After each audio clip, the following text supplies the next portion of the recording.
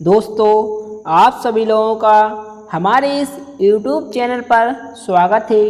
आज के इस वीडियो के माध्यम से हम आपको विनिर्दिष्ट अनुतोष अधिनियम 1963 यानी कि स्पेसिफिक रिलीफ एक्ट 1963 के महत्वपूर्ण ऑब्जेक्टिव प्रश्न लेकर आए हैं, जो 2015 से लेकर 2022 तक पूछे गए हैं। सभी महत्वपूर्ण प्रश्न हो गए। अगर आप एमपी सिविल जज की तैयारी कर रहे हैं या एमपी एडीजी की तैयारी कर रहे हैं या एमपी एडीपीओ की तैयारी कर रहे हैं, तो इसी वीडियो से ही ऑब्जेक्टिव प्रश्न पूछे जाएंगे। यह पार्ट 1 है। इसके जो ऑब्जेक्टिव प्रश्न हैं वह हिंदी और इंग्लिश दोनों मीडियम में होंगे। पहला ऑब्जेक्टिव प्रश्न इस प्रकार है। विनिर्दिष्ट अनुतोष अधिनियम 1963 की धारा 6 के अंतर्गत एक अचल संपत्ति के अधिपत्य के लिए वाद फाइल किया जा सकता है। यानी कि जो धारा 6 है वह बात करती है स्थावर संपत्ति से बेदखल किए गए व्यक्ति द्वारा वाद। यानी कि इसमें 2 कंडीशन दी गई हैं। 6 महीने के भीतर उसको केस फाइल करना होगा और वह केस सरकार के विरुद्ध नहीं होगा। इसका जो बी ऑप्शन है, बेदखल से 6 माह के भीतर, बिल्कुल सही होगा।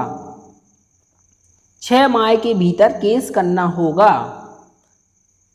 इसके बाद दूसरा, विनिर्दिष्ट अनुतोष अधिनियम 1963 की किस धारा में तत्पर एवं रजामंद संविदा के विनिर्दिष्ट पालन के बाद में आवश्यक है। इसे धारा 16 के सब क्लॉज सी से पूछा गया था, इसलिए इसका सी ऑप्शन सही होगा। धारा 16 कहती है अनुतोष का व्यक्तिक वर्जन, यानी कि पर्सनल बार टू रिलीव, इसलिए इसका सी ऑप्शन बिल्कुल सही होगा, धारा 16C। इसके बाद अगला, एसआरए की धारा 34 का परंतु संबंधित है। धारा 34 बात करती है परिस्थिति या अधिकार की घोषणा के बारे में न्यायालय का विवेकाधिकार। यानी कि जो धारा 34 का संबंध है और घोषणा के लिए वादों से है, इसका बी ऑप्शन सही होगा। इसके बाद चौथा पूछा गया था, वादी ने एक संविदा को शून्य घोषित करने की सहायता चाही तथा विकल्प में उक्त संविदा के विशिष्ट परिपालन की सहायता भी चाहिए। ऐसा किया जाना अवैध है, इसलिए इसका बी ऑप्शन सही होगा, अवैध। इसके बाद 5वां पूछा गया, निम्नलिखित में से कौन सी शर्त एसआरए की धारा 8 की प्रयोज्यता के लिए आवश्यक नहीं है।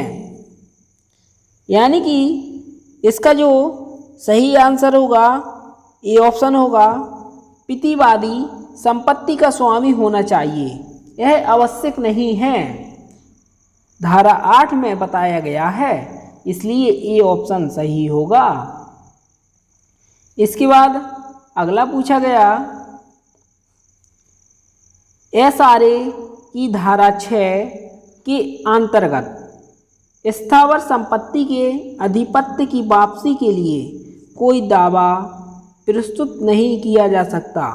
यानी कि दोस्तों, धारा 6 में बताया गया है आप 6 महीने के अंदर केस करिए, या सरकार की कोई संपत्ति है तो उसके खिलाफ आप न्यायालय में मुकदमा दायर नहीं कर सकते, यानी कि इसका जो ए ऑप्शन है बिल्कुल सही होगा, सरकार के विरुद्ध। इसके बाद अगला पूछा गया, विनिर्दिष्ट अनुतोष अधिनियम की धारा 14 के अंतर्गत निम्नलिखित में से कौन सी संविदा विनिर्दिष्टता परिवर्तित नहीं कराई जा सकती है। इसका जो सी ऑप्शन है, संविदा जो उसकी प्रकृति से पारिभाष हो, इसलिए इसका सी ऑप्शन सही होगा। इसके बाद अगला पूछा गया 8वां, धारा 34 SRA 1963 के अंतर्गत अतिरिक्त सहायता वह होना चाहिए जो बाद प्रस्तुति दिनांक को अतिरिक्त रूप में उपलब्ध थी। इसका जो ए ऑप्शन है बिल्कुल सही होगा, क्योंकि धारा 34 बात करती है परिस्थिति या अधिकार की घोषणा के बारे में न्यायालय का विवेकाधिकार, इसलिए इसका ए ऑप्शन सही है। इसके बाद अगला पूछा गया 9वां, विनिर्दिष्ट अनुतोष अधिनियम के अंतर्गत व्यादेश कब नामंजूर किया जाता है। व्यादेश कब नामंजूर किया जाता है, इसे SRA की धारा 41 में बताया गया है। 41 में जो 10 कंडीशन है उन्हीं में से आपको एक इसमें टिक करनी थी। इसका जो डी ऑप्शन है, जब वादी का मामले में कोई व्यतिरिक्त हित ना हो, इसलिए इसका जो डी ऑप्शन है बिल्कुल सही होगा। इसके बाद अगला पूछा गया 10वां, विनिर्दिष्ट अनुतोष अधिनियम के अंतर्गत निम्नलिखित में से किस प्रकरण में न्यायालय लिखित की परिशुद्धि के लिए आदेश नहीं दे सकेगा। दोस्तों, लिखित की परिशुद्धि के बारे में बात की गई है धारा 26 में। इसे पूछा गया था धारा 26(1) से, जो बात करती है जहां वह किसी कंपनी संगम का अनुच्छेद हो, इसलिए इसका सी ऑप्शन बिल्कुल सही होगा। वहाँ वह किसी कंपनी का संगम अनुच्छेद हो, सी ऑप्शन बिल्कुल सही है। इसके बाद अगला पूछा गया, विनिर्दिष्ट पालन के बाद के खारिज होने के पश्चात भंग के लिए प्रतिकर के बाद का वर्जन विनिर्दिष्ट अनुतोष अधिनियम की कौन सी धारा करती है। इसे दोस्तों पूछा गया था धारा 24 से। धारा 24 जो बात करती है भंग के लिए प्रतिकर के बाद का वर्जन, इसलिए इसका सी ऑप्शन बिल्कुल सही होगा। इसके बाद अगला, विनिर्दिष्ट अनुतोष अधिनियम 1963 के किस धारा में तत्पर एवं रजामंद संविदा के विनिर्दिष्ट पालन के बाद में आवश्यक है। दोस्तों, यहाँ पर रजामंद आया है, इसलिए इसका बी ऑप्शन सही होगा, धारा 16C। इसके बाद अगला पूछा गया था 13वां, कोई घोषणा जो कि धारा 34 विनिर्दिष्ट अनुतोष अधिनियम 1963 के अंतर्गत की गई है, बंधनकारी है।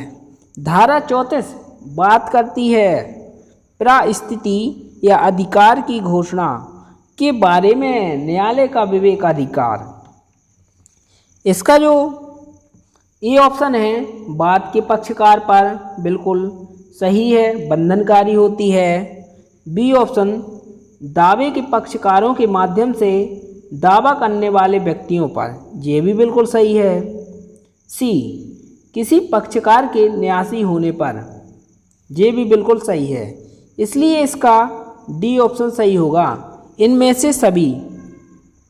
इसके बाद अगला पूछा गया, न्यायालय द्वारा निवारक अनुतोष अनुदत्त किया जाता है। निवारक अनुतोष अनुदत्त को धारा 36 में बताया गया है। इसलिए इसका जो सी ऑप्शन है, अस्थायी व्यादेश जारी करके एवं स्थायी व्यादेश जारी करके, दोनों बिल्कुल सही होगा, इसका सी ऑप्शन। इसके बाद अगला पूछा गया, विनिर्दिष्ट अनुतोष अधिनियम की धारा 6 के अंतर्गत प्रस्तुत किसी बाद में पारित आदेश या डिक्री है। धारा 6 बात करती है अचल संपत्ति से बेदखल किए गए व्यक्ति द्वारा वाद।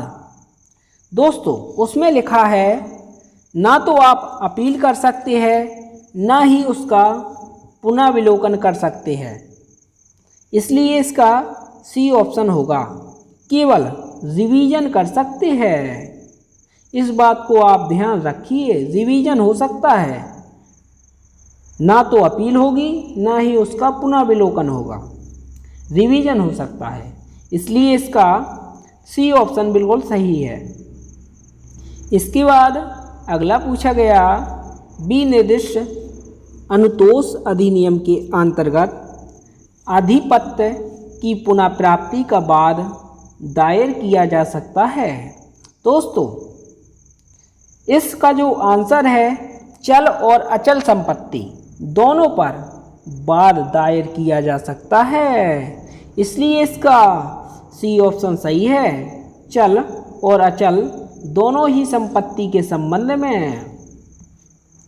इसके बाद अगला पूछा गया, विनिर्दिष्ट अनुतोष अधिनियम की धारा 6(2)(a) के अनुसार कोई भी वाद बेदखल किए जाने की तारीख के किस अवधि अवसान उपरांत नहीं लाया जा सकता।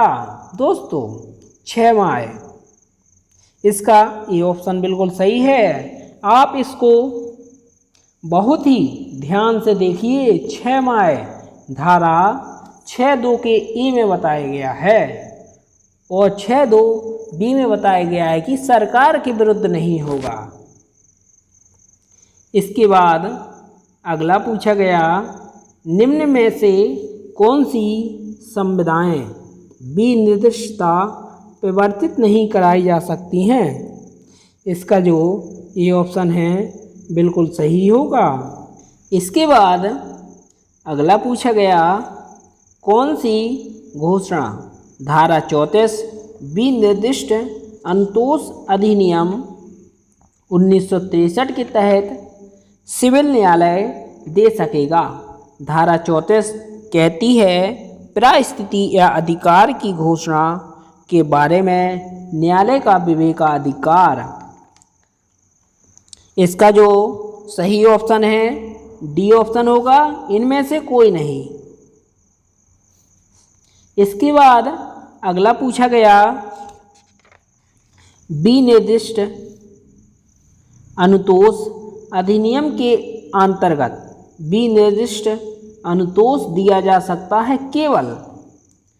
दोस्तों, इसे धारा 4 से पूछा गया था, जो बात करती है सिविल अधिकारों के बारे में, डांडिक अधिकारों के बारे में नहीं।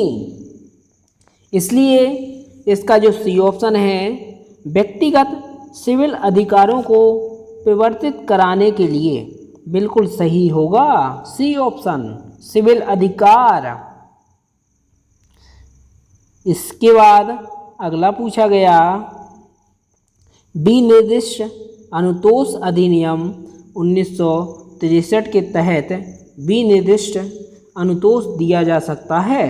दोस्तों, सिविल विधि के अंतर्गत अनुतोष दिया जा सकता है। इसका जो ए ऑप्शन है, व्यक्तिगत सिविल अधिकारों को परिवर्तित कराने के लिए। बिल्कुल सही होगा। इसे धारा 4 से पूछा गया था। इसके बाद अगला, एसआरए की धारा 34 के अंतर्गत की गई घोषणा किस पर बाध्यकारी है? धारा 34 बात करती है अधिकार की घोषणा के बारे में न्यायालय का विवेकाधिकार, यानी कि इसका जो ए ऑप्शन है वह बात करता है केवल वाद के पक्षकार पर। ये भी बिल्कुल सही है। बी, पक्षकारों के माध्यम से दावा करने वाले व्यक्ति पर। बिल्कुल सही है। सी, न्यास के न्यासी जो कि दावा के पक्षकार है। ये भी बिल्कुल सही है। डी, उपरोक्त सभी, यानी कि ए ऑप्शन सही है, बी सही है, सी सही है, इसलिए इसका डी ऑप्शन बिल्कुल सही होगा। इसके बाद अगला पूछा गया, एसआरए की धारा 14 के अंतर्गत निम्नलिखित में से कौन सी संविदा परिवर्तित नहीं कराई जा सकती? धारा 14 बात करती है ऐसी संविदाएं जो विनिर्दिष्ट या परिवर्तित नहीं हैं। इसका जो ए ऑप्शन है विवाह करने की संविदा धारा 14 में लिखा है, इसलिए ए ऑप्शन सही होगा। बी ऑप्शन, ए बी से 10,000 रुपये में उसका चित्र बनाने की संविदा करता है, लेकिन ए नाम का व्यक्ति मर जाता है तो वह बी नाम का जो व्यक्ति है वह सी नाम के व्यक्ति से यह नहीं कह सकता कि जो तुम्हारी चित्र बनाने का जो मैंने तुमसे संविदा की थी उसे तुम पूरा करोगे। इस प्रकार की संविदाएं परिवर्तित नहीं कराई जा सकती, इसलिए इसका बी ऑप्शन सही होगा। इसके बाद जो सी ऑप्शन है, ए एक लेखक है, बी एक प्रकाशक से एक साहित्यिक रचना को पूरा करने की संविदा करता है, यह भी बिल्कुल सही है।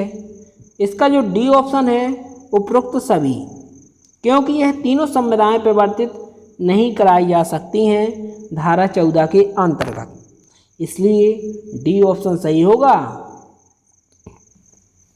इसके बाद अगला पूछा गया, धारा 6 विशिष्ट अनुतोष अधिनियम के अधीन प्रस्तुत बाद में पारित आदेश या डिक्री ना तो अपीलीय है और ना ही पुनः विलोकनीय, इसलिए इसका सी ऑप्शन बिल्कुल सही होगा। केवल रिवीजन हो सकता है, आप इस बात को ध्यान रखिए। इसके बाद अगला, बी निर्दिष्ट अनुतोष अधिनियम 1963 की धारा 34 का परंतु संबंधित है। दोस्तों, धारा 34 बात करती है परिस्थिति या अधिकार की घोषणा के बारे में न्यायालय का विवेकाधिकार, इसलिए इसका जो बी ऑप्शन है घोषणात्मक वाद से बिल्कुल सही होगा, बी ऑप्शन। इसके बाद अगला पूछा गया, विशिष्ट अनुतोष अधिनियम 1963 की धारा 37 के अधीन एक अस्थायी व्यादेश दिया जा सकता है बाद के किसी भी प्रक्रम पर, इसलिए इसका जो डी ऑप्शन है बिल्कुल सही होगा। इसे धारा 37 के सब क्लॉज 1 से पूछा गया था। इसके बाद अगला, ए जो अवयस्क है बी को अपने आप को वयस्क बताकर 10,000 रुपये में बंधक रखता है, बी अपने ऋण के लिए दावा प्रस्तुत करता है। ए दावे में यह बचाव लेता है कि जिस समय ऋण लिया था वह संविदा करने में सक्षम नहीं था, यानी कि वह बचाव लेता है वह माइनर था, इन परिस्थितियों में निम्नलिखित में से कौन सा कथन सत्य है?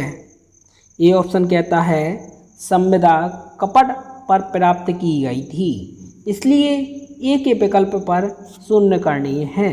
जी बिल्कुल गलत है। इसके बाद बी, संविदा निरस्त नहीं की जा सकती, किसी भी व्यक्ति को अपने कपट का लाभ लेने की इजाज़त नहीं दी जा सकती, यह भी बिल्कुल गलत है। इसका सी ऑप्शन, संविदा शून्य है परंतु अवयस्क को 10,000 रुपये वापस करने का आदेश दिया जा सकता है। सी ऑप्शन सही होगा। संविदा तो शून्य है क्योंकि वह एक माइनर है, लेकिन उसको आदेश दिया जा सकता है कि वह उसके 10,000 रुपये वापस करे, इसलिए इसका सी ऑप्शन सही होगा। इसके बाद अगला पूछा गया, जब पक्षकारों द्वारा किए गए कपट के कारण कोई लिखित संविदा उसका वास्तविक आशय अभिव्यक्त न करे तब समुचित उपचार होगा। दोस्तों इसका जो सही आंसर है सी ऑप्शन होगा, लिखित की परिशुद्धि के लिए बाद। सी ऑप्शन बिल्कुल सही है। यहाँ दोस्तों आप इससे अंदाज़ा लगा सकते हो, यहाँ लिखित संविदा की गई है, इसलिए इसका लिखित की परिशुद्धि के लिए बाद होगा। प्रश्न को देखकर ट्रिक लगाइए तो आपका ऑप्शन कभी गलत नहीं होगा। इसके बाद अगला पूछा गया, विनिर्दिष्ट अनुतोष अधिनियम के अंतर्गत क्या वादी जो चौकीदार की हैसियत से संपत्ति के अधिपत्य में है वह स्वयं को अधिपत्य विहीन किए जाने के संबंध में स्थायी निषिद्धता हेतु वाद संपत्ति के वास्तविक स्वामी के विरुद्ध प्रस्तुत कर सकता है? इसका ये ऑप्शन है जो नहीं, क्योंकि वादी को लंबे अधिपत्य के बावजूद भी संपत्ति में कोई हित नहीं होती है, इसलिए वह संपत्ति के वास्तविक स्वामी के विरुद्ध स्थायी इंजंक्शन प्राप्त करने का अधिकारी नहीं है। इसका ए ऑप्शन बिल्कुल सही होगा। इसके बाद अगला पूछा गया, वादी बगैर कोई स्वत्व रखते हुए लंबे अधिपत्य के आधार पर स्वयं को अधिपत्य विहीन करने के विरुद्ध स्थायी निषिद्धा का वाद प्रस्तुत कर सकता है। इसका जो बी ऑप्शन है वह कहता है विधि अधिपत्य का सम्मान करती है, वादी बगैर विधिक प्रक्रिया का अनुसरण किए बिना अधिपत्य विहीन नहीं किया जा सकता है। बिल्कुल सही होगा बी ऑप्शन। इसके बाद अगला पूछा गया, संविदाएं जो विनिर्दिष्टता परिवर्तनीय नहीं हैं को विनिर्दिष्ट अनुतोष अधिनियम 1963 की किस धारा में बताया गया है? दोस्तों इसे बताया गया है धारा 14 में, इसलिए इसका ए ऑप्शन बिल्कुल सही होगा, धारा 14। इसके बाद अगला पूछा गया था, विनिर्दिष्ट अनुतोष अधिनियम 1963 के अंतर्गत किस दशा में व्यादेश दिया जा सकता है? इसका जो व्यादेश दिया जा सकता है सी ऑप्शन, जब वादी का उस मामले में व्यक्तिक हित हो जब व्यादेश दिया जा सकता है, इसलिए इसका सी ऑप्शन सही होगा। इसके बाद दोस्तों जो ऑब्जेक्टिव है वह सेकंड पार्ट में होंगे। आप लोगों के लिए मैं इसका सेकंड पार्ट जल्द ही यूट्यूब चैनल पर अपलोड कर दूंगा, आप हमारी प्लेलिस्ट में जाकर देख सकते हो। दोस्तों धन्यवाद। जय हिंद, जय भारत, वंदे मातरम।